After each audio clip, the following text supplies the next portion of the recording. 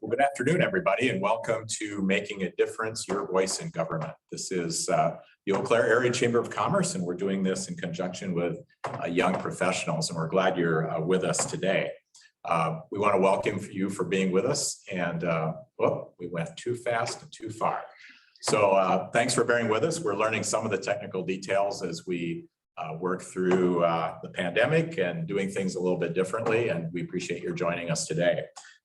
If you haven't met me, my name is Scott Rogers. I'm the Vice President of Governmental Affairs here at the Eau Claire Area Chamber of Commerce. And I'm going to be joined today with Dania Moorman, who is one of our Governmental Affairs interns, who is a student at UW Eau Claire. Also helping us prepare this today was Brianna Franke, who is also an intern. She's actually behind the scenes right now with our own Casey Schumacher, who is running the technical side. And if I occasionally look off to my right, I'm looking at the people that are really controlling what you are seeing and hearing this afternoon. We want to thank young professionals of the Chippewa Valley for helping us put this program together. And we're doing it in conjunction with the Chamber's Business Advocacy Initiative. And you're seeing on the screen right now some of the sponsors that help make the Business Advocacy Initiative possible and give us the time and resources to be able to work on the things that you're going to be hearing about today. A few things I do want to tell you about our plan for today. First of all, we are recording it. You might have seen that at the beginning. It will be available. It'll be posted on YouTube. So if you miss anything today or want to go back to anything, or you want to share it with other people, it will be available in the near future. So we'll let you know about that, and we'll send you an email as a participant in this program. Also, we will have a couple opportunities as we go through our program today for questions and answers, and there'll be a couple ways you can do that. You can enter a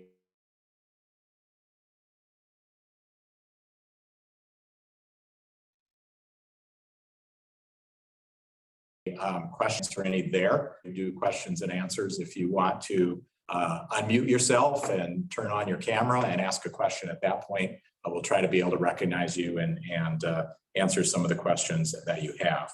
We're pleased to have with us today a variety of people. I looked at the registration list. Some of you I already know, some of I don't. And I know that you're from a variety of chamber investor organizations, including the private and public sector, as well as people with varying levels of experience with government. So bear with us today. We hope this will be useful to you. A little bit about what we're going to try to accomplish between now and the next hour. And for those of you who are watching the recording, I'm going to also mention that we are recording this program on Tuesday, November 2nd, but we are keeping that in mind. So we'll make sure that it's useful to you going forward.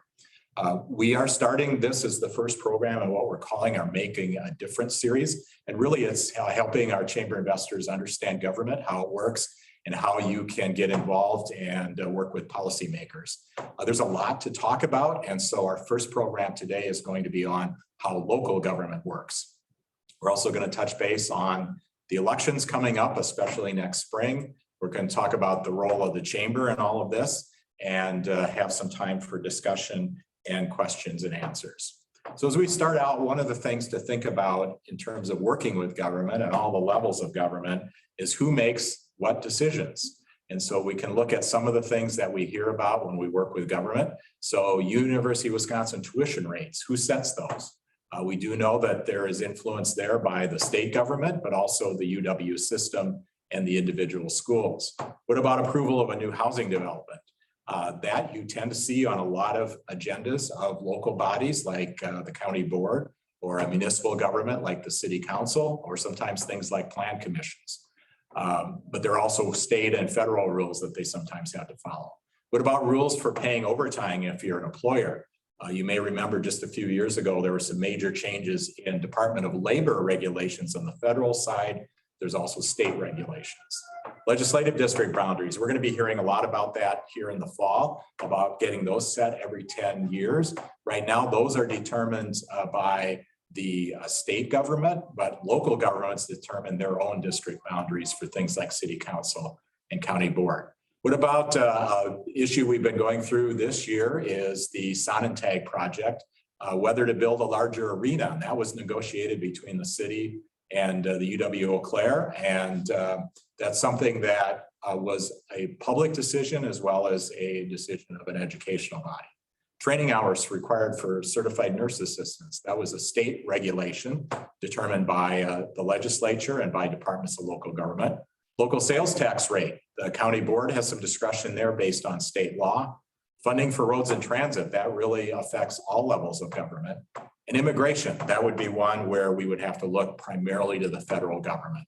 So if you look at some of the issues we see in the news, a lot of times there'll be a particular area of government or a level of government that will affect how that works. And sort of going back to your high school civics 101, we talk about political parties and campaigns. We're not going to talk much about that today. We'll do that in a future program. Federal and state governments have their executive, legislative, and judicial branches.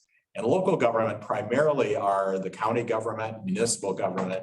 We'll talk today about some of the other special types of local government that we have as well. So that's really going to be our focus today on this session and the time that we have available. We're going to look at local governments, how they're organized, and a little bit about how to get involved and how to even become part of local government, if that's something you find of interest or something that you're led to do. So in future sessions, we'll look at the state and federal governments, how they work. And then we'll also spend some time in a future session about really how do you work with policymakers. If you have an issue you're interested in advancing, what is the way to approach that and how to be as effective as you possibly can. For those of you that are in the current moment and looking at what we're going through in terms of decisions right now in all states, they're really looking at their districts. And I mentioned that we're not really going to cover that today, but we do know that Illinois has completed its, and we did get a peek back in to some of the deliberations that we're undergoing in Illinois. And hopefully all of you can see this. Just trying to maybe a somewhat of an attempt at levity here. And you can see that the person, if you can't read this, that they're looking at some maps and they're saying, hey, we figure that since Green Bay pretty much owns the Bears, that'll affect our redistricting. Of course, that would, I think, mean adding some of Illinois to Wisconsin, but it looks like it's the opposite thing here today. What we're going to do today is look at county and municipal government in our area, primarily here within Eau Claire County, but some of the principles we'll talk about today will affect others or that you can apply elsewhere. So really, if you think about local government, a lot of what it deals with are things like public safety, police and sheriff, fire protection, that sort of thing. Also, local services like parking decisions, streets and roads, transit, parks. Some of the regulation of businesses, and this is where that becomes important to the business community, the health department, signs, zoning, where you can do things, economic development, trying to pursue things that make the economy stronger, and levying of local taxes and making decisions about those. So a lot of those are in local government. So we're going to start with county government. And today we're going to talk a little bit about Eau Claire County, since that's the county we're in, and what functions it undergoes. And here you see a list of a lot of the agencies, departments, offices that are within the Eau Claire County government. And important, I think a county government, if you're not already involved in it, is a much broader and deeper level of government than you might realize. Not only are there the functions of the county, like the courts, the district attorney, things like that, but much of what the county government does is to extend and implement state programs. And in fact, even the county highway department maintains the highways on behalf of the state government. But you see things like the clerk of courts, you see things like the Department of Human Services, et cetera. Many of those implement state programs. In fact, if you look at the county's budget, a significant portion of it does come through funding sources other than the local tax levy, although that's an important part of it as well. How the county government is organized, it's primarily directed by the county board. In Eau Claire County, there are 29 members of the county board. They're elected every 2 years, and the county is divided into 29 districts. Now, one of the things we're going to do in this series today, as well as when we look at other units of government, we're going to say, okay, if somebody is elected to an office, what is the population and within the area where that person is going to be running for office? Doesn't mean there's that many voters, but this would be the census population.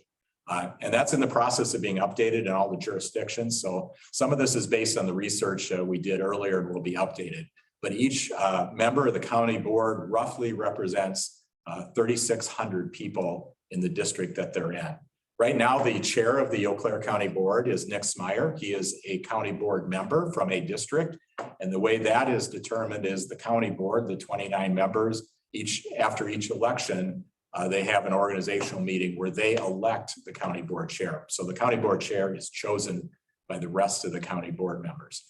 In Eau Claire County, we also have a county administrator. In our county, that individual is hired by the county board. And right now that is Catherine Schaff, and her role is to operate the business of the county and the operations of the county board.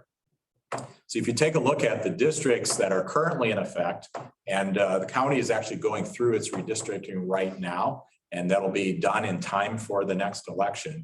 One of the things you see here is the color-coded map. You've got some very large geographic districts out in the rural parts of Eau Claire County, and you can see that there are lots and lots of districts within the city of Eau Claire, because if you look at they're all done by population, of course, and if you look at the population of Eau Claire County, nearly 70% of it is in the city of Eau Claire, so that's going to be where the districts are. And if you go to the county board's website, there's actually a tool there that's very interactive. It's a map, and you can actually take your mouse, move it around on the map, and find where you live, and then it will tell you which county board district you live in and who your current county board member is. And again, this will be updated as they finish the redistricting, but this would be the map that is in effect now through next April when the next election is. And I'm jumping ahead because we'll talk about that a little bit later. So one other thing to tell you about the county government is that there are some other offices in the county government. The ones you see at the top here are what are called the county officers. They're elected for 4 years in November, with their terms expiring the next January, or in January when the next person elected. And you can see the expiration dates or the end of the terms of the offices here. Coming up in 2022, you can see that the clerk of court of the circuit court and the sheriff will be elected because their terms end in 2023 and new ones will take over. This list is from a booklet that is published every year. The district attorney currently is actually Peter Rindahl. Gary King, if you've been following the news recently, resigned from that seat. There are also 5 branches of circuit court in Eau Claire County. Their 6-year terms, they're actually elected in the spring election. If you look at the top, you see R's and D's next to the names. In the fall election, those are actually partisan offices. They run under a political party. In the spring is when the circuit court members are elected, the judges are elected. They run as a nonpartisan election. And you can see that John Manydeeds' office is expiring in 2022 at the end of July. So that seat in Branch 1 will be up next spring. So that's a few things about county government. We're going to talk about city government here a little bit. And then when we get through the different levels of government, we will answer any questions that you might have. But the largest municipality, of course, in our region is the city of Eau Claire. And its functions are somewhat different than the county. You can see that there are things like community development, 911 communications, although things like the public safety, much of those functions are shared with the county. There's a fire department. The health department is actually a joint department with the county, but you also have housing, inspections, the library is a city function, public works, recreation services, and Eau Claire Transit is actually part of the city of Eau Claire. On the city of Eau Claire, they've actually developed a mission statement as far as what they want to do as a city government that you can see there. And then also they're organized a little bit different with the city council. They make legislative decisions. They determine the community needs, the budget. They adopt the annual budget. And then they hire a city manager to direct operations of the city. There are actually 11 members of the city council. They serve 3-year terms. And the way the city of Eau Claire is organized is 5 of those council members are elected in the entire city. and then 5 of them are elected in 5 districts. To get a perspective here, you may remember that the county government, each member of the county board represented about 3,600 people. The 5 districts in the city of Eau Claire are something like 13,500 people. The at-large members actually represent the entire city, which is now something over 68,000. And so does the city council president, who represents the entire city. So the way that breaks down right now is Terry Weld is the current city council president. He's elected to that office directly by the voters. And then the city council hires a full-time city manager who operates the city as a business or as an organization. We actually have an interim city manager, Dave Solberg, right now, who is actually the city engineer. He's been serving since last year when Dale Peters, the previous manager, retired, and the city is undergoing a search right now to determine the next full-time city manager. So you're going to see next, and this is available on the city's website, the list of the members of the Eau Claire City Council. You can see the 5 members who are elected by district, the 5 members who are elected by at large, and then the city council president is also at large. And the way they work the 3-year terms is we have an election every spring for city council. 1 year it'll be the 5 at large, 1 year it'll be the city council president, and 1 year it'll be the city council districts. So coming up next year in 2022, we'll have this 5 city council at large seats who will be up for re-election. And kind of going back to the county board, it was up on the slide, but I actually don't remember if I articulated it. All 29 county board members are up every 2 years in that election, and all 29 will be up in the coming year. So just to give you a perspective, this is what the current districts look like in Eau Claire for the district city council seats. Now they will not be up, those serving in the districts currently will not be up for re-election again until 2024. Actually, they were just elected this year, and those districts will be revised in the current process to conform with the new census. Something that's worth mentioning for the city of Eau Claire, most cities have a mayor and Eau Claire does not. Eau Claire, a number of years ago, decided to go with a city manager type form of government. City manager is hired by the city council. So the city council takes care of policies, the direction of the city manager manages the city. In many other communities, you have a mayor and a council where the mayor undertakes the executive functions and the council undertakes the legislative functions. Actually, we'll talk about Altoona in just a minute because theirs is slightly different than that as well. So one other thing that is relevant in Eau Claire, and they have in Eau Claire City, and they have this as well in the county, is that there's many boards and commissions that have members who undertake various kinds of activities, such as building codes, the transit commission, the plan commission, the library board, and others that also take responsibility for many areas of local government. Finally, there are other municipalities in our area, and we're not going to go into a lot of details on those, but there are many municipalities. One of the better known, of course, and one of the larger next to the city of Eau Claire is the city of Altoona. They have an elected mayor and a hired city administrator. So their mayor is Brendan Pratt right now. He's elected by the voters. He serves in a policy role, and Mike Golod is the city administrator. He's been in the position actually now for a number of years, I think close to 16 years. And he is the administrator of the city and runs the day-to-day functions. They also have 6 members of their city council, and they're elected by district. You have other form of government called villages. Locally, Lake Hallie is a village. And then you have towns, and those are the more rural units of government. So Town of Washington, Town of Seymour, Town of Pleasant Valley are town municipalities, and they're another level of government that's similar. Just to give you a perspective on the Altoona City Council and how they're organized. So they have their mayor who is elected in the full for the full city, and then they have 6 districts, and each of those seats, they've actually switched to a new form of government there in terms of terms. So let me tell you about that in a second here. But they have 6 districts. 3 of the districts are up in one election, the other 3 in another. And so coming up this coming year, districts 1, 2, and 3, those three seats will be up for re-election. Actually, just this summer, Altoona switched to a new system. Formerly, they had 2-year terms for the mayor and city council. They just went to 3-year terms in a system somewhat similar to Eau Claire. So in 2022, the districts 1, 2, and 3 will be up for a 3-year term.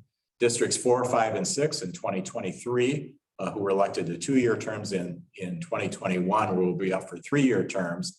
And then the mayor is also switching to a 3-year term. And what's going to happen there is this coming spring in 2022, the mayor will be on the ballot for a 2-year term. And then when that one comes up in 2024, it will become a 3-year term.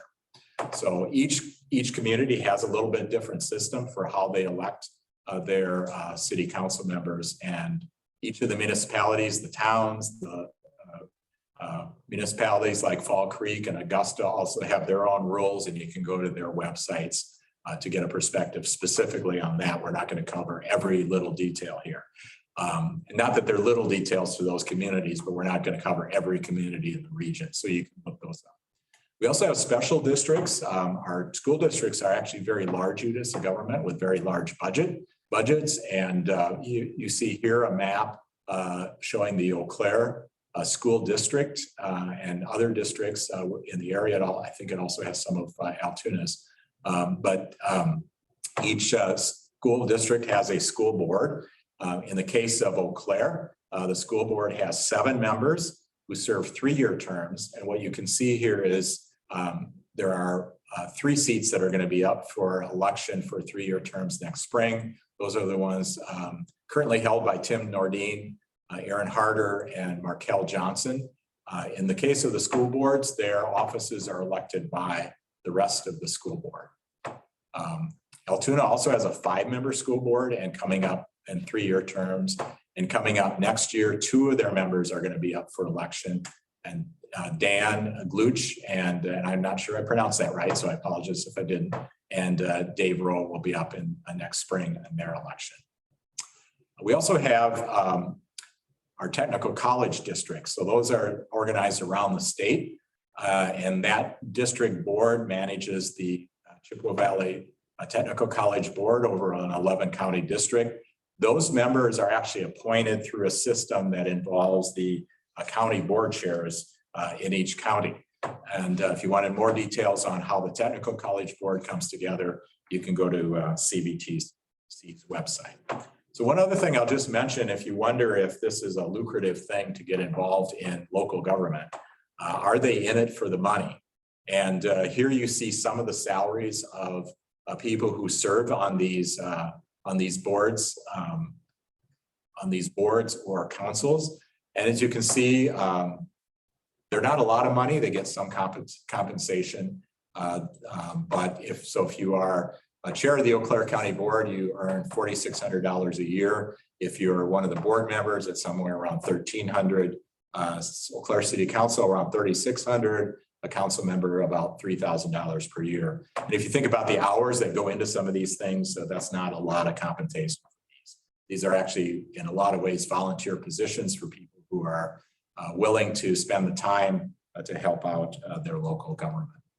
So we're going to pause here for a second, and we're open to some questions if anybody has any. So if you have any, you can put them in the chat about how some of this works. What we're going to get to in a few minutes is talk about the elections and how you get on the ballot, and also how the chamber interacts with different levels of government. So we'll pause here just a second, and I'll take a drink of water and see if any of you have any questions that you have about how some of these things come together.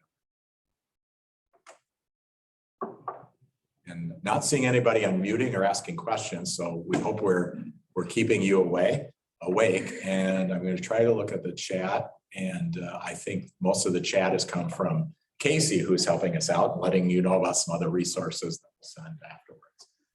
So we're going to go ahead and move forward then and talk a little bit about, I guess I have a couple of things I was going to mention, and then I'm going to bring Danny involved. So I want to talk about how you can get involved then. So this might be some of the things that'll bring you.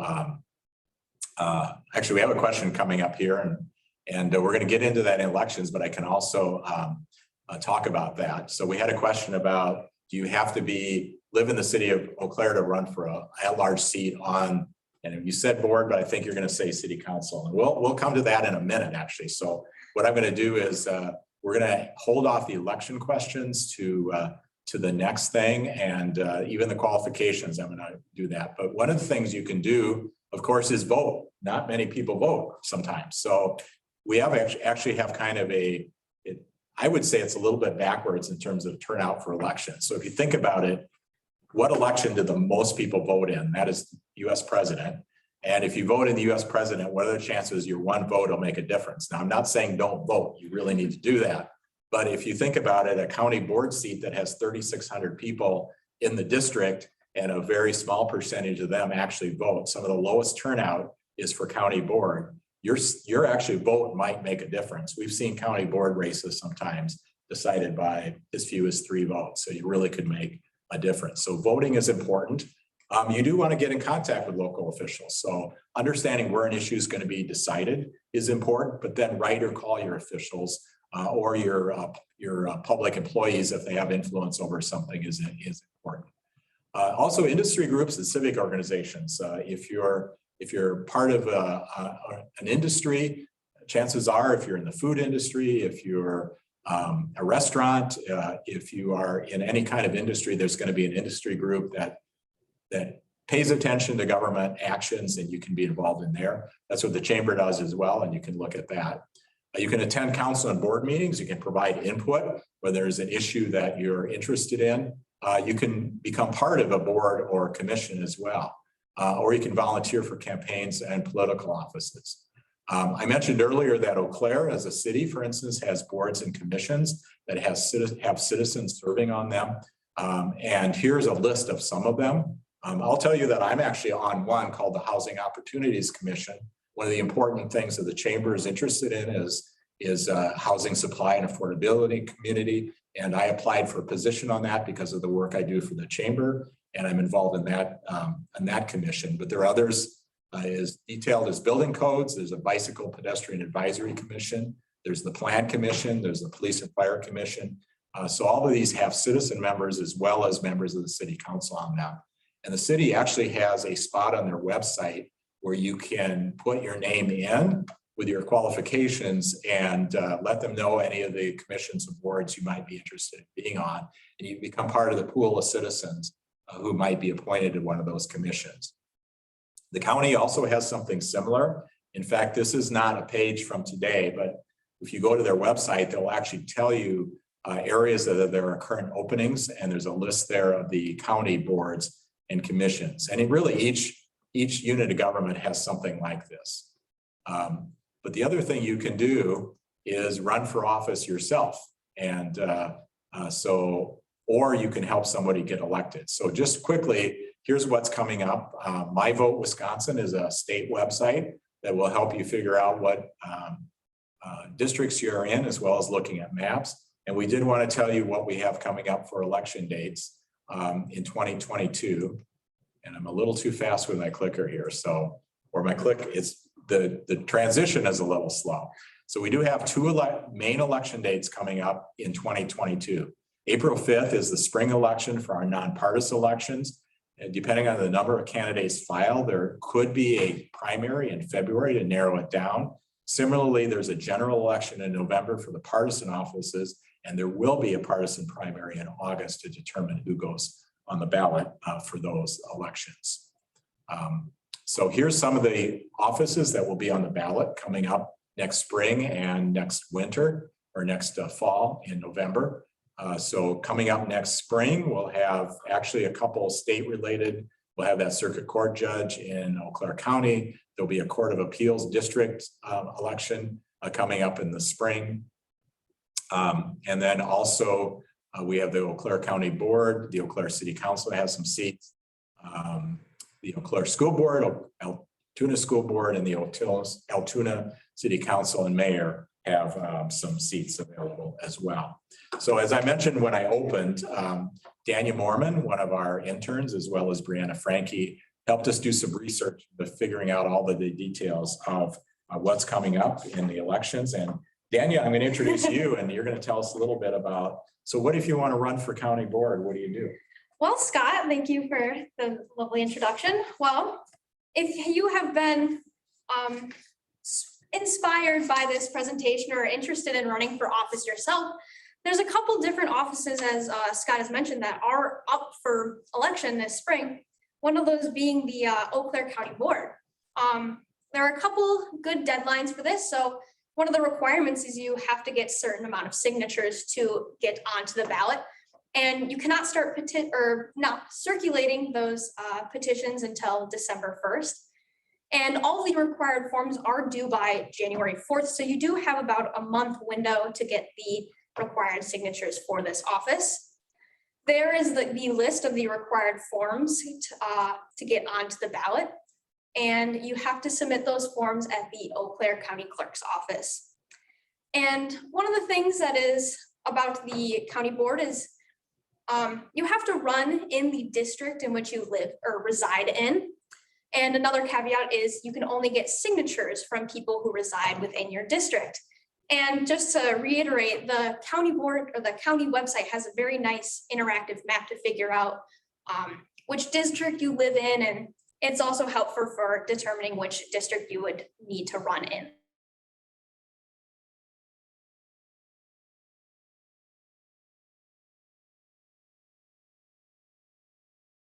Then environment, yeah, I'll give it a second. There we go. Okay. Right. Oh, went too far. There we go. All right. So like I said, you cannot begin circulating your papers until December 1st. That means you cannot start getting signatures until December 1st. And as I said before, signers must be eligible voters who live within your district. And another condition is people are only allowed to sign one paper per office. So in terms of the county board, there is only one county board member per district, so people can only sign one person's petition papers. And the amount of signatures required for Eau Claire County is 50 to 200. Most officials will say that you should get a bit over the minimum just in case some of your signatures are invalid or cannot be used as official signatures. But you should not go over 200 because that is a lot of work for the officials who have to confirm every single signature. And so that's a little bit about how to run for the county board. And it's fairly similar for municipal elections as well. Those deadlines are still the same. So you cannot start circulating your petition papers until December 1st. And the filing deadline is also January 4th. You do have some other required forms going along with those nomination papers, and you would submit those at the Eau Claire City Hall if you are running in Eau Claire, or the Altoona City Hall if you are running for Altoona City Council. And again, to touch base on circulating those nomination papers, you cannot circulate prior to December 1st. And similar requirements as the county board, your signers must be eligible voters within city limits, and they are only allowed to sign one candidate's nomination papers per office. And so another thing is when you are running for city council, you have to reside in the district for which you're running in. However, this is not a requirement for when you're running for at-large seats. So you just have to be a resident of the city of Eau Claire. But Altoona does not have those at-large seats, so you have to live within your district if you're running for Altoona City Council. And figuring out how much signatures you need is a little bit tricky. So Eau Claire is technically categorized as a second-class city because of its population, and Altoona is a fourth-class city because of its smaller population. So if you look at that little graphic we kind of have at the bottom, and look at the second-class cities. So if you're running for the at-large position for city council, you will look at the alderperson elected at-large, and you can see that you need about 100, 200 signatures. Or if you're running for Altoona's city council, because they don't have at-large districts, you would be looking at that alderperson elected to districts, the 20 to 40 signatures. Another thing is Altoona Mayor is also up for election. So if you were interested in running for Altoona Mayor, the amount of signatures would be that citywide office category, which would be about 50 to 100 signatures needed for that. So I'm a little surprised. It doesn't take that many signatures to get on the ballot for some of these. No, it doesn't. Well, if we're considering how, let's take Altoona, for example. It's not the whole city of Altoona that has to sign your papers. It's just the people within your district, which those can get quite small. So the amount of signatures shouldn't be the biggest hurdle for getting onto the ballot. So don't let it stop you from wanting to run for office. And here's another quick reminder. So here are the districts for Eau Claire. These are subject to change because of redistricting. But if you were planning to run for a district seat in the upcoming, was it next year or 2 years from now? So actually, yeah, these won't even be up for a couple of years. Yeah, so these won't be up for a couple of years, but if you were interested in running for your district, you could look at this to determine which district you would want to look at. However, this will be updated before that election. And similarly with Altoona, in order to run in for Altoona City Council, remember, you have to live within your district. So this will also be updated because of redistricting, but this is a good tool to figure out which district you would want to run for.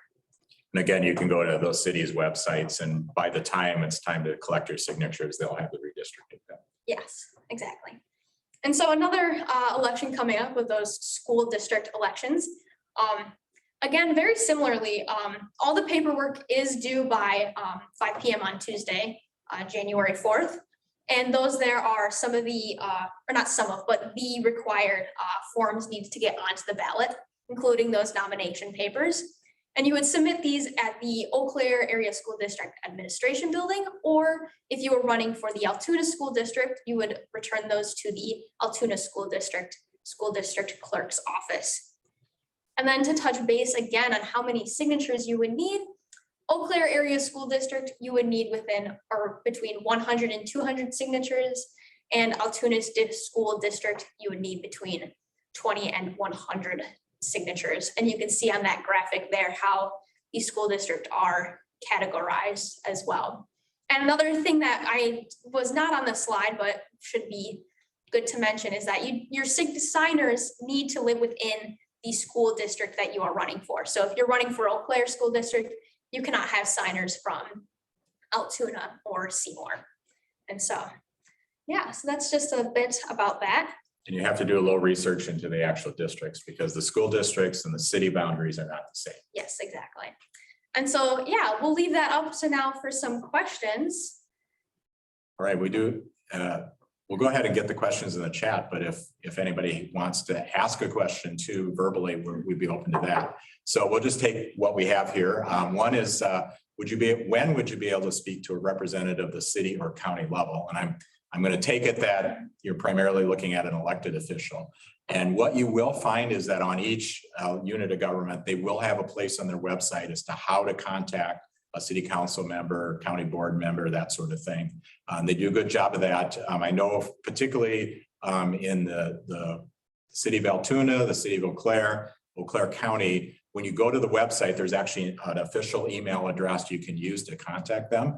I'll also remind you that any of the contacts you make are public record, and they do want you to use those official, unless it's really regarding an election or getting elected to office, they're going to want you to use those official email addresses. They also have phone contact information there for you. Of course, you can see them when you're out and about, so you can talk to them directly. And then each of those bodies also do have specific procedures. If there is a public meeting and you want to make a public comment at the meeting, there are procedures for doing that. And of course, some of that's a little bit different right now because of remote meetings, et cetera. Most of them are doing it remotely, but there are specific ways that you can make remote comments. And then they also have procedures for making written comments, say to the county board or the city council, and you can go ahead and do that. And of course, it's important to be respectful. Don't try to reach them at 2 a.m. or things like that. Of course, with an email, you can send that anytime. Another question we have, do I have to live in the city of Eau Claire to run for an at-large seat on the city council? The answer is yes. Yes, for City of Eau Claire, you have to live within the actual City of Eau Claire, but you don't have to live in any specific district to run for those at-large seats. We do have a question of what are the qualifications that board members typically have?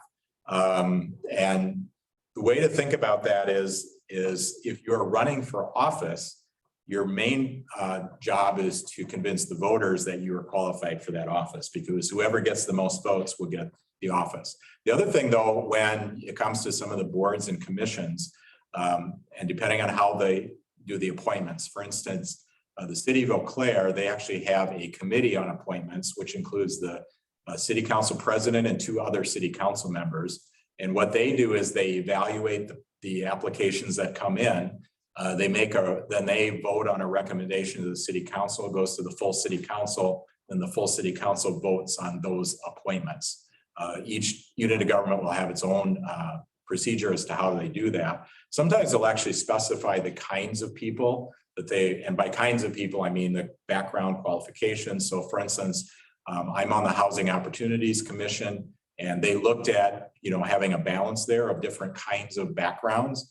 So I'm there because of my background with the business community. There's a realtor there. There's a building and developer there. There are people who represent the different kinds of backgrounds who've helped people who are homeless or have other challenges, and they have that kind of a background and that kind of experience. So that will come into play with different kinds of boards and commissions. And I think, all right, so do we have somebody who wants to ask a question or make a comment? Yeah, I see Judy Gatlin has her. So go ahead and unmute yourself.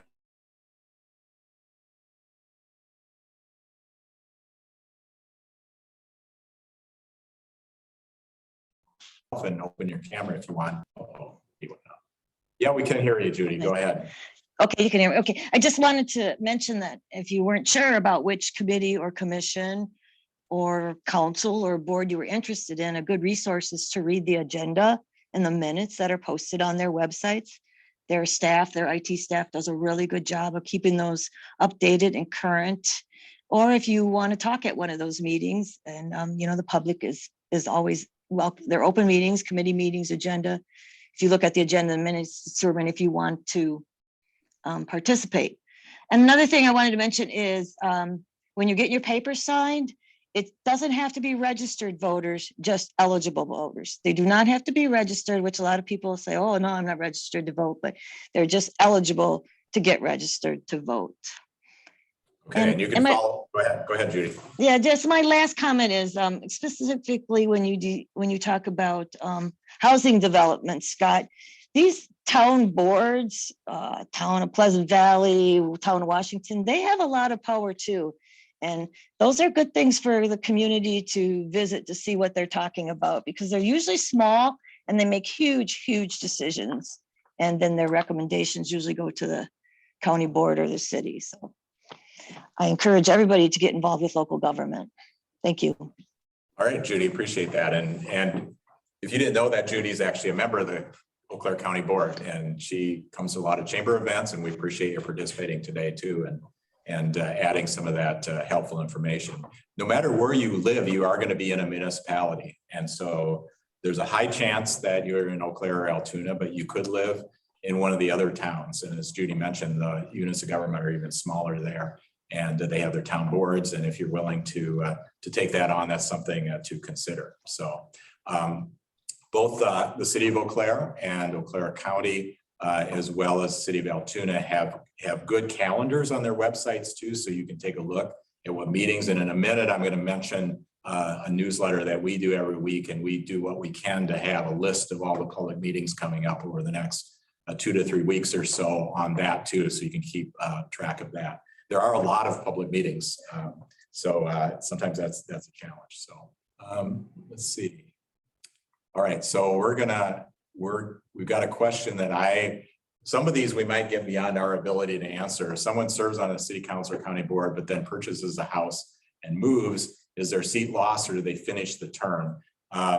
Mostly what I've seen, and I don't know if this is by law or just the right thing to do, but we have definitely had people who have moved out of town or moved to a different district and they've resigned their seat. So we've seen that lately with some county board seats. We've seen it with city council. We've seen it with school board. So the usual thing that happens is that if someone moves out of the area they're qualified in, they do resign their seat. And then depending on the timing and depending on the unit of government, they may appoint somebody to fill the rest of the term, or they may appoint somebody to fill it until the next election. So we do see that happening. And I think that's it for the questions that we have now. So we're gonna move along. Thanks, Dania, for the research you did and the information. We want to talk a little bit about how sort of the chamber works and how we fit. If you are involved in the chamber, you may know that we have a pretty straightforward and simple mission statement, and that is the Eau Claire Chamber of Commerce is the advocate of business. And really that means that anything that affects business, we try to be involved in. And really, it really goes back to the beginning of the chamber. I often tell people that it's not a coincidence that the chamber held its centennial in 1915 and UW-Eau Claire had its centennial just a year later. And that's because one of the reasons the chamber was founded over 100 years ago now, 116 years ago was, 106 years ago, I'm sorry, was that the state had made a promise to our community to locate a teachers college here, and they hadn't quite gotten around to doing it. And so the Chamber of Commerce was founded, chartered a rail car to Madison to lobby for them to go ahead and build what was then called a normal school on what is our campus, Schofield Hall, the first building. And a year later, they were moving forward and the university was founded. The chamber our board adopts a strategic plan as to our overall goals of the chamber. And that includes being a champion of a strong local and regional economy, which can be affected by government. That we want to do that partly through representing the interests of the community through thoughtful public policy. And we try to deliver on our promise by being a mission-driven organization and providing excellence and leadership. Some of the ways that is interpreted through our mission statement, we do get involved in policy issues. So we do take positions and advocate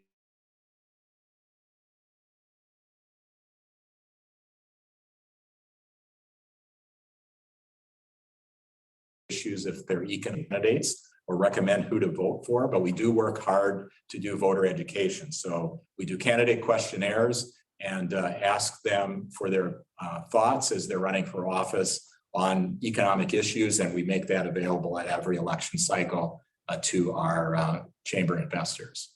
We also like to talk about being a 3C chamber if you're involved in the chamber. This is actually research that came from the Western Association of Chamber Executives. But one of the unique roles that we can play as a business organization is we try to be a catalyst for business growth. We can be a convener of leaders and influences, bringing people together.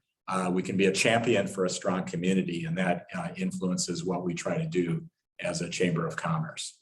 That's some research that was done by a Western group of chamber executives looking at how chambers can be unique.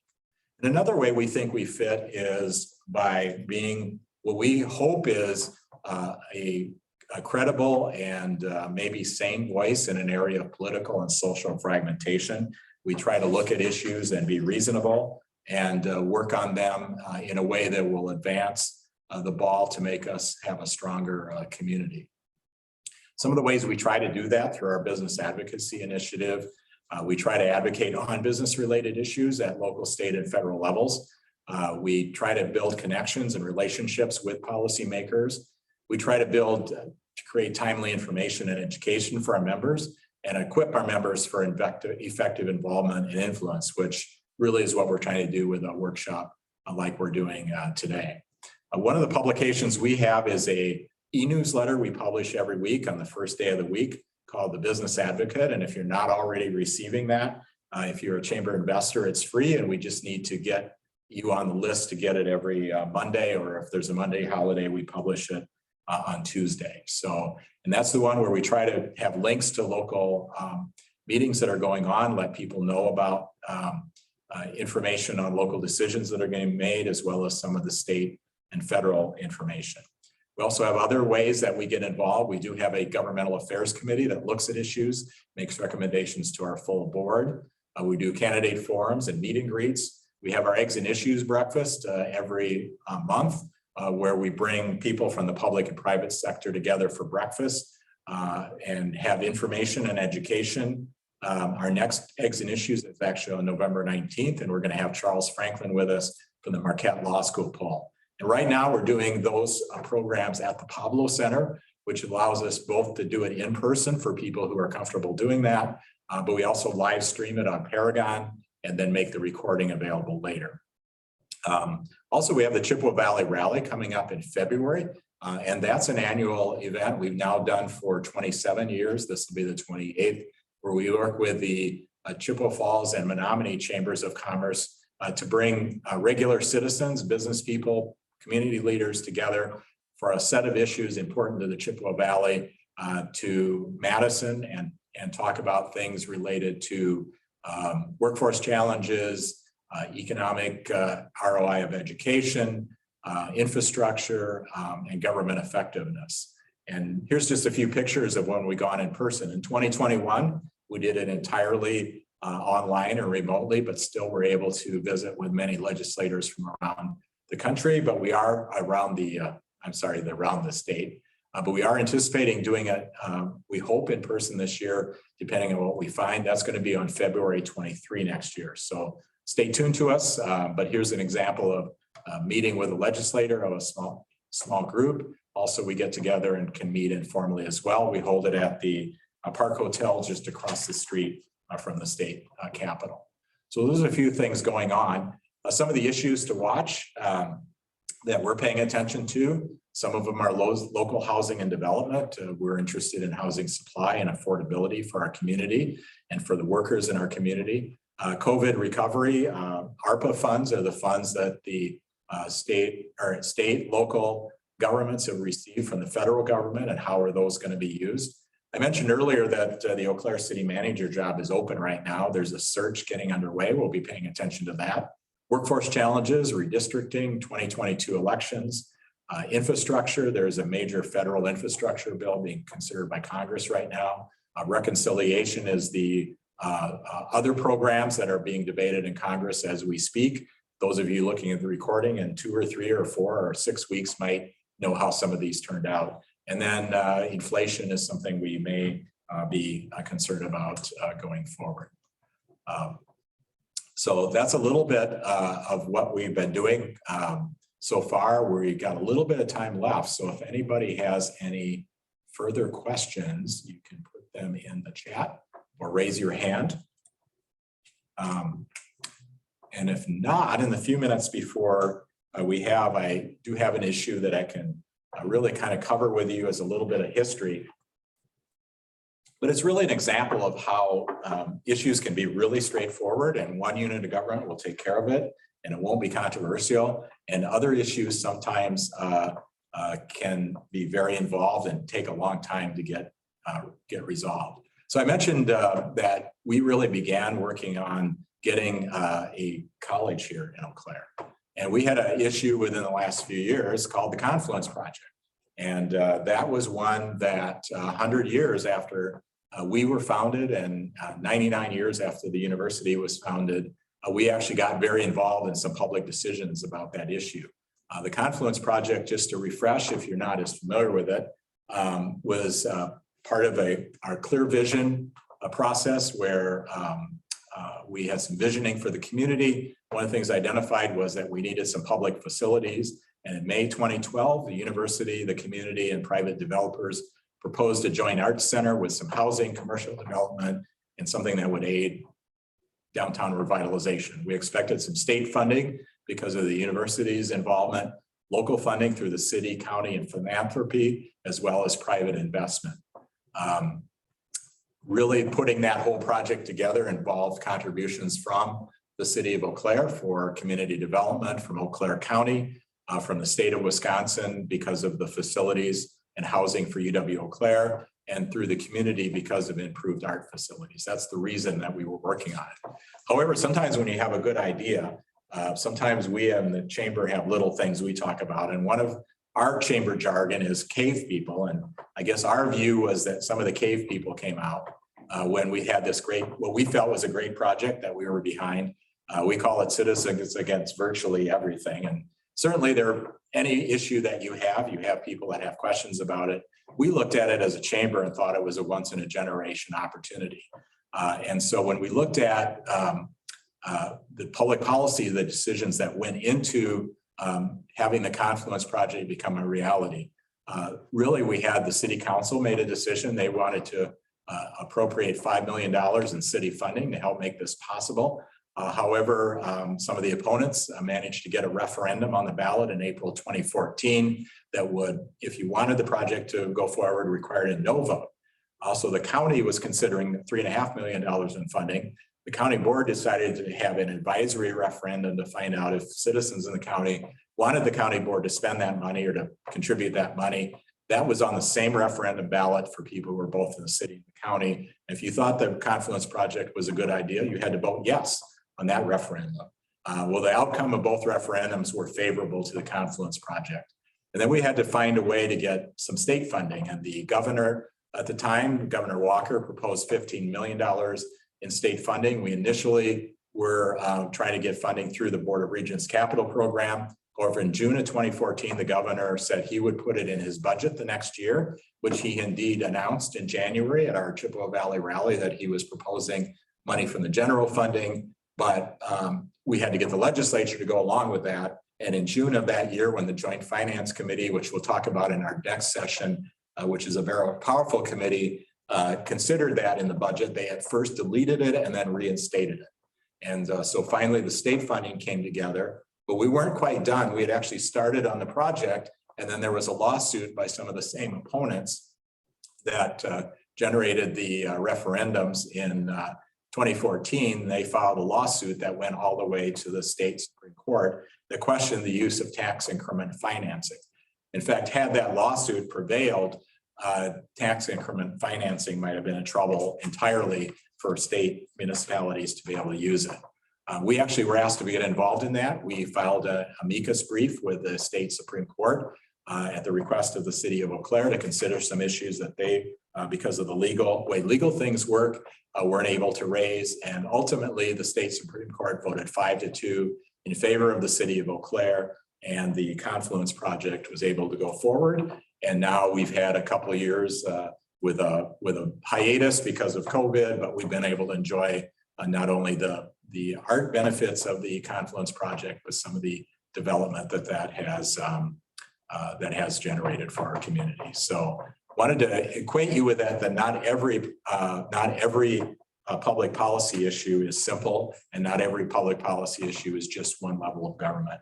That's one where the business community and others in the Eau Claire area work together to get a public improvement that we thought was important through public policy. So we've got 2 minutes left if anybody has any questions. I don't know that I see any more. So we have another, if you are looking at your chat, Scott Allen posted some information too, where you can go to a website on the city if you want to get to other information.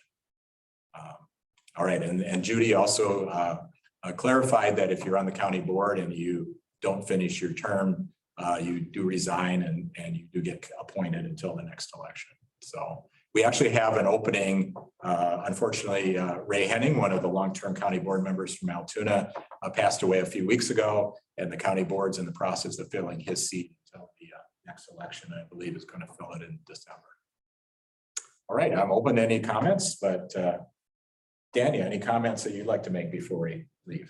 No, but honestly, just doing this whole presentation too, it's made me learn a lot about local government and some things that I just haven't thought of until I was kind of putting this together. So me personally, just going through it, I was informed on a lot of things. So I'm hoping it helped anybody watching kind of learn more about local government too.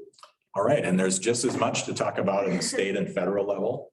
So we'll watch your calendar. The fact that you attended this one, you will definitely get notice when we get those put together. We're also looking forward to doing a session that really is less detail about how the government works, but more qualitative on what are the right ways to work with people in government and lawmakers. And we anticipate having some former lawmakers with us to talk about that, as well as others who've been involved in this. So We appreciate you being with us. You also get a notice when we have the recording available, and we'd encourage you to share that with your friends and neighbors.